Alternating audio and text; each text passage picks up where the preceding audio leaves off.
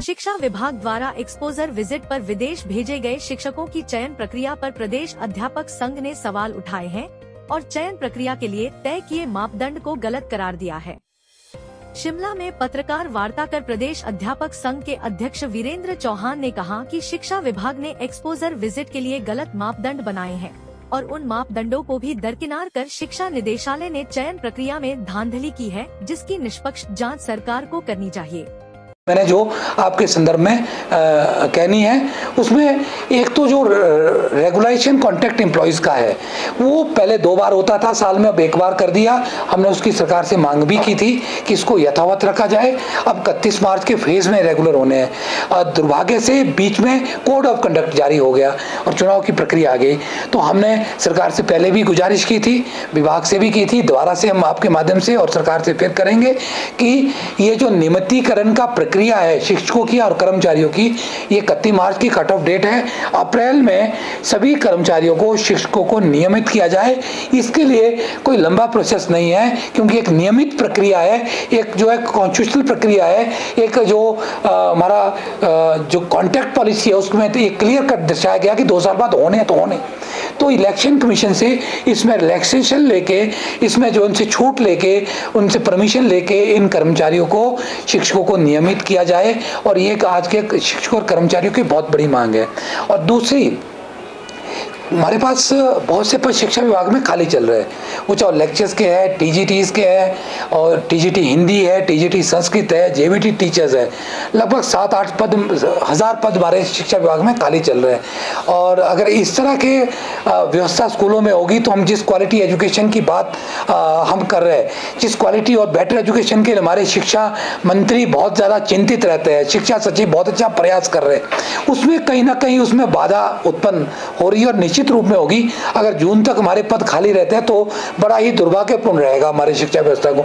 और मजबूरन हमारे जो गवर्नमेंट स्कूल की एजुकेशन एडमिशन क्योंकि अभी होनी है और वो प्राइवेट स्कूल उसको अपनी तरफ आकर्षित करते हैं और इसीलिए हमारे स्कूलों का जो एडमिशन का स्तर वो कम हो रहा है और हमारे बच्चे जो है प्राइवेट स्कूल की पलायन होते हैं। और इस बार वो ट्रेंड ज़्यादा बढ़ेगा क्योंकि हमारे बहुत से पद खाली है। कोई भी पेरेंट्स नहीं चाहता कि जहाँ पे टीचर नहीं हो वहाँ पे बच्चे को भेजा जाए। तो मेरा निवेदन, हमने पहले भी मांग की और शिक्षा मंत्री जी के ध्यान में बात है और शिक्षा सचिव से भी हमने बात की थी कि अब ये प्रोसेस चल भी रहा है, हालांकि कि जो आपने बैच वाइज भर्ती प्रक्रिया चलाई है वो लंबे समय से चल रही है, उसका प्रोसेस भी कंप्लीट हो चुका है।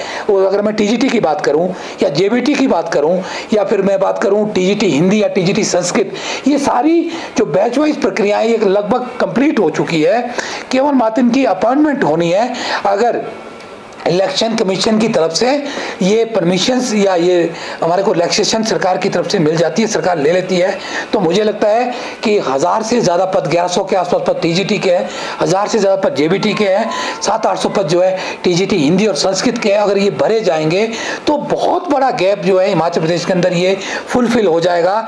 और ऐसी मेरी उम्मीद है कि हिमाचल सरकार इसके ऊपर काम कर रही है और शीघ्र ही ये पद भरे जाएंगे। और मैं ऐसा आश्वासन हिमाचल प्रदेश के शिक्षकों और अभिभावकों को देता हूं कि इसके ऊपर काम चल रहा है और हम भी अपनी बात को पुरजोर तरीके से इसको सरकार तक पहुंचा रहे हैं और पहुंचाएंगे ताकि बच्चों का नुकसान ना हो। एक बार बात मैंने कहनी है कि हिमाचल प्रदेश के अंदर जो मुख्याध्यापक है, मुख्याध्यापक जब बनते हैं, जब लेक्चर से पदोन्नत होते हैं तो वो उनकी जो वेतन है वो उस वेतन से भी कम में आ जाता है जो वेतन वो ले रहे होते हैं। ऐसी प्रक्रिया इससे पहले कभी नहीं किसी विभाग में होती है, ना हुई है।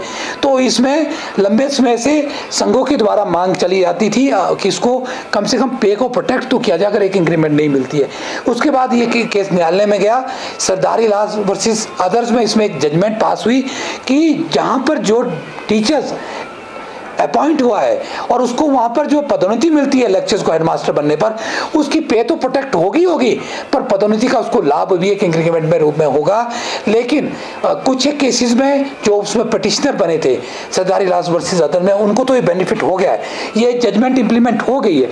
उसके बाद हजारों केसेस जो है वो निदेशालय में पड़े हुए हैं, जो रिटायर्ड लोग हो गए या जो लोग अब पदोन्नत हो रहे हैं, हेडमास्टर बन रहे हैं, उनको भी इससे नुकसान हो रहा है। मैंने शिक्षा सचिव से लिखित में इससे निवेदन किया था, मैंने ने मांग दी की है कि जो सरदारी लाल वर्सेस अदर की जजमेंट है, इस जजमेंट को जनरलाइज किया जाए। जब एक बार जजमेंट इंप्लीमेंट हो जाती है तो उसके बाद हर एक इंडिविजुअल कर्मचारियों को उस ऑर्डर को बनवाने के लिए, पास करने के लिए, इंप्लीमेंट करने के लिए कोर्ट का दरवाजा नहीं खटकाना चाहिए। और ये गैर संवैधानिक है और ये सही भी नहीं है। इससे अननेसेसरी लिटिगेशंस बढ़ रही है, विभाग का जो है टाइम उसमें बर्बाद हो रहा है, कोर्ट का टाइम बर्बाद हो रहा है और कर्मचारियों का पैसा बर्बाद हो रहा है साथ में। शिमला से कैमरामैन युगमार्ग टीवी।